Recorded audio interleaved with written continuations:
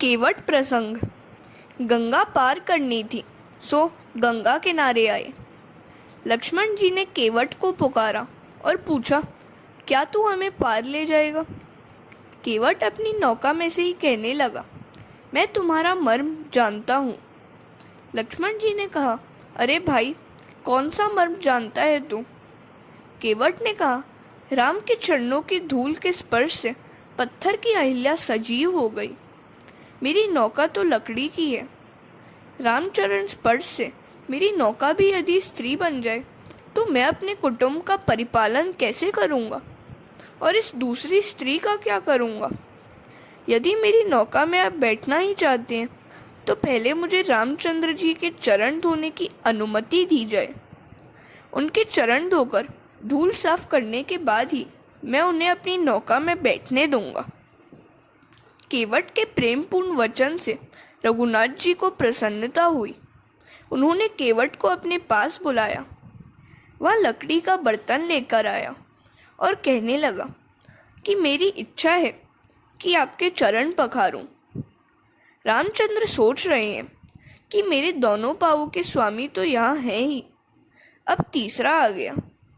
वशिष्ठ जी ने न्याय किया था, निर्विकारी लक्ष्मण दक्षिण चरण की सेवा करेगा और सीता जी वाम चरण की। केवट भाग्यशाली था, वह दोनों चरणों की सेवा कर सका। गंगा जल से दोनों पाँव पखारने लगा, बड़ी लगन से पाँव पखारे। मेरी इच्छा पूर्ण होने दीजिए। जिन चरणन की चरण पादुका भरत रहो लो लाई, सोई चरण केवट धोए लीने तब हरि नाव चलाई, भजमन राम चरण सुखदाई। यह केवट पूर्व जन्म में क्षीर समुद्र में कच्छप था। वह नारायण की चरण सेवा करना चाहता था। लक्ष्मी जी और शेष ने अनुमति नहीं दी। अब लक्ष्मी जी सीता बनी है और शेष लक्ष्मण। अगले जन्म में तो आपने मुझे नारायण की सेवा करने नहीं दी थी। आज आप दोनों खड़े हैं और मैं सेवा कर रहा हूँ। केवट ने राम, लक्ष्मण, सीता को गंगा पार करा दिया। केवट ने उनको साष्टांग प्रणाम किया। राम जी ने सोचा कि इसे कुछ देना चाहिए, किंतु क्या दूं? मेरे पास तो कुछ है ही नहीं। सीता जी राम जी का मनोभाव जान गई। उन्होंने अपनी अंगूठी राम को दे दी। रघुनाथ केवट को वह अंगूठी देने लगे। हम तुझे दाम के रूप में नहीं, सेवा के उपहार के रूप में यह देते हैं। केवट ने कहा, मेरी प्रतिज्ञा है कि साधु संतों को बिना दाम ही पार लगाऊं।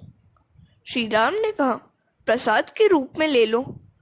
केवट ने कहा, आज का प्रसंग प्रसाद लेने के जैसा नहीं है। 14 वर्ष के वनवास की समाप्ति के बाद जब आपका राज्याभिषेक होगा तभी मैं प्रसाद लूंगा। केवट ने अंगूठी लेने से बार बार इनकार किया तो लक्ष्मण जी उससे स्वीकारने के लिए आग्रह करने लगे।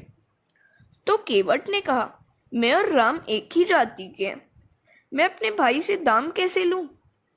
केवट से उतराई क्या लेता है? लक्ष्मण ने क्रोधित होकर कहा, क्या बकता है तू? क्या हम तुम एक जाति के हैं?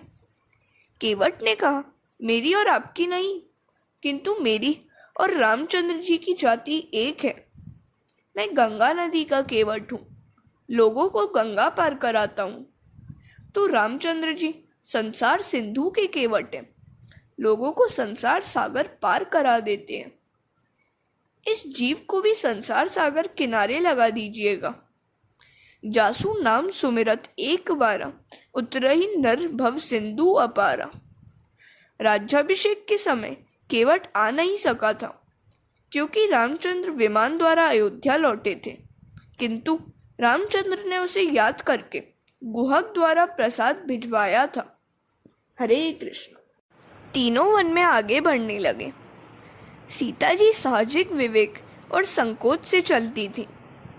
आगे राम चल रहे थे, बीच में सीता जी और अंत में लक्ष्मण जी। राम और लक्ष्मण के बीच चल रही सीता जी की शोभा की क्या बात करें। ब्रह्म जीव बिच माया जैसी, मानो जीव और ब्रह्म के बीच माया चल रही है। पगडंडी बड़ी संकरी थी। लक्ष्मण कांटों पर चल रहे थे। राम से यह देखा नहीं गया। उन्होंने लक्ष्मण को आगे और स्वयं सीता के पीछे चलने लगे। रास्ते में मुकाम किया। गांव के लोग दर्शनार्थ आए।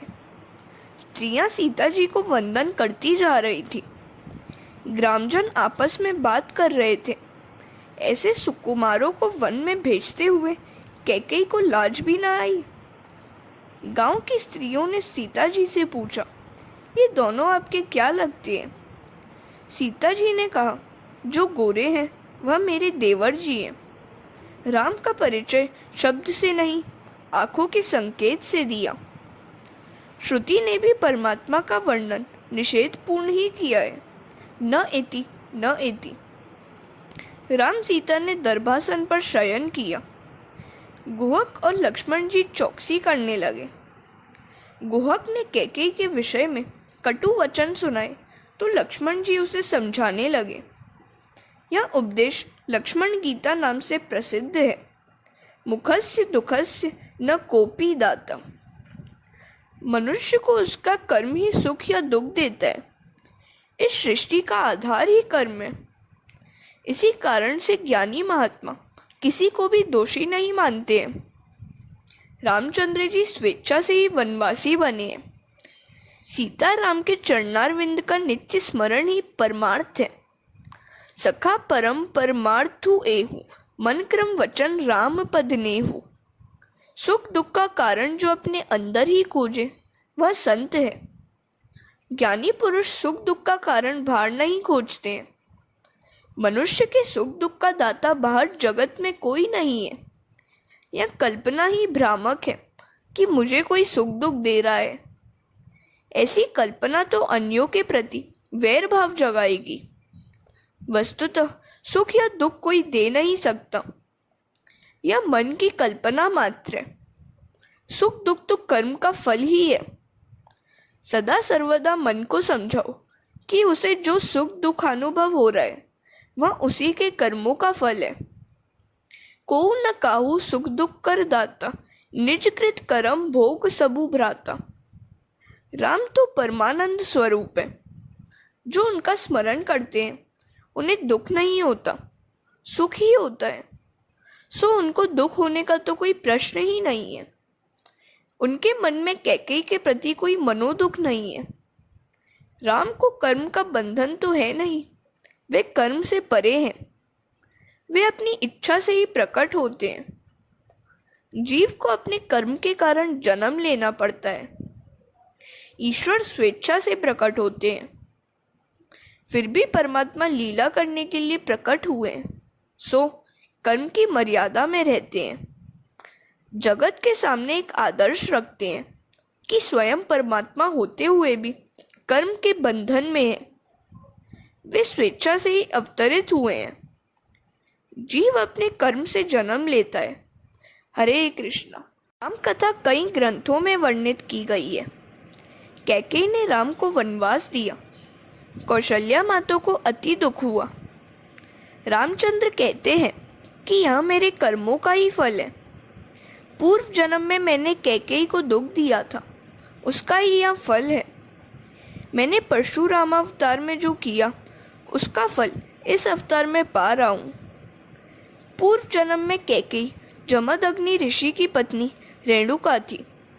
परशुराम उन्हीं के पुत्र थे। एक बार गंधर्व चित्रसेन कई अप्सराओं के साथ सरोवर में विहार कर रहा था। रेणुका ने यह दृश्य देखा तो उसके मन में भी विकार जागा और कुछ असंतोष भी। इन अप्सराओं को जैसा सुख मिल रहा है वैसा तो कभी मुझे मिला ही नहीं है। रेणुका को लौटने में देर हुई। जमदग्नि जान गए कि रेणुका ने मन से व्यभिचार किया है। जमदग्नि खिन्न हो गए। उन्होंने पुत्र से कहा, तेरी माता ने पाप किया है, उसकी हत्या कर दे।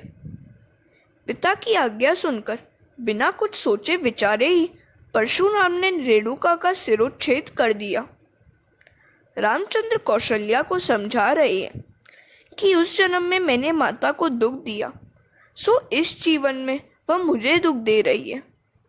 महात्मा तो यहाँ तक कहते हैं कि राम ने बाली की हत्या की थी, तो वही बाली कृष्णावतार के समय पारधी का रूप लेकर आया और भगवान को उसके बाण से प्राण त्यागने पड़े। किए हुए कर्मों का फल भुगतना ही पड़ता है। सारी रात लक्ष्मण जी और गुहक बातचीत करते हुए चौकसी करते रहे। ब्रह्म मुहूर्त में रामचंद्र जी ने स्नान आदि से निवृत्त होकर शिव जी की पूजा की। अपने जीवन में कुछ नियम होने ही चाहिए। जिसके जीवन में कुछ शुभ संकल्प नहीं है, वह पशु से भी अधम है। नियम के पालन के अभाव में मनुष्य पशु से भी बदतर हो जाता है। रघुनाथ ने जगत के समक्ष आदर्श रखा कि वे स्वयं ईश्वर हैं, फिर भी भगवान शंकर की पूजा करते हैं। गुहक को वापस लौटने को कहा गया, किंतु वह न माना।